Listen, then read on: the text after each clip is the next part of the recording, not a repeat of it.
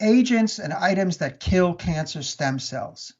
This is very important, Yeah. very, very important. Cancer stem cells, colon cancer, at the base of the crypt is a normal stem cell, normally speaking. And if those normal stem cells become malignant for whatever reason, then you're almost certainly dealing with a cancer stem cell. Cancer stem cell is highly resistant to treatment, to standard treatment. So there are big drug companies involved in clinical trials of agents to try to get FDA approval for the agent to kill cancer stem cells. So I was looking at a paper that contained a list of these agents. At the top Wait, was, before you yeah, say the yeah, list, I want yeah, to just establish something for folks that don't understand sure, why this matters. It's yeah, because many, many cancer drugs and treatments will shrink a tumor, but they don't kill the cancer stem cells, which are only, less than 10% of a tumor. Sometimes they're only 1% of a tumor. And so it looks like, whoa, this treatment totally shrunk my tumor by 90%. Like, wow, it's working. Let's go to Chili's and celebrate, happy hour.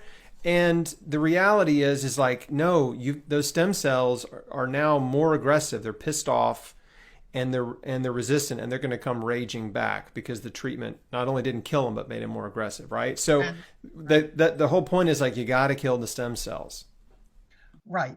And drug companies have been racking their collective brains trying to come up with drugs to kill cancer stem cells. So here's the funny thing. I was looking at this list yesterday of candidate drugs, substances to kill cancer stem cells. At the top of the list was a drug called Nexavar.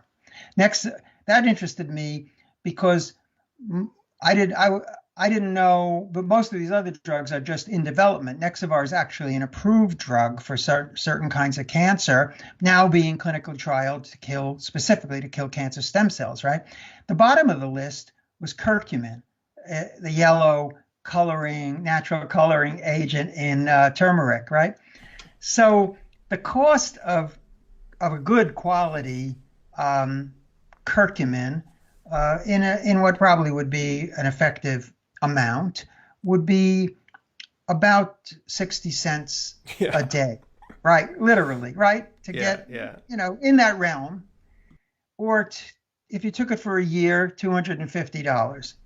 The, Look this up, and you can look this up at drugs.com or any other website. The cost of Nexavar currently for its indications is over $20,000 a month.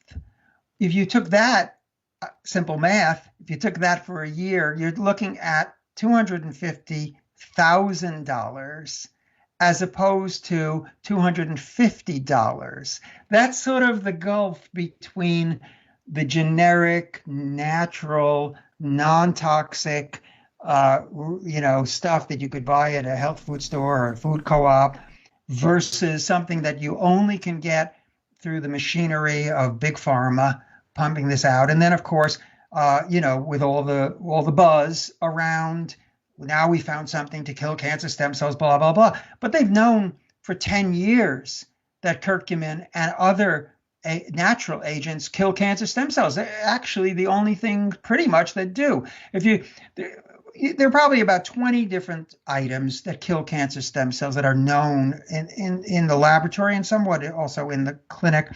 And of those, 10 of them are food items, food derivatives. So Like why what? don't we? What else? So resveratrol from red grape skins, Yeah. genistein from soybeans, sulforaphane from broccoli and broccoli sprouts. I mentioned turmeric from curcumin from turmeric, and EGCG from green tea. There's some Thymokinone people, from black seed.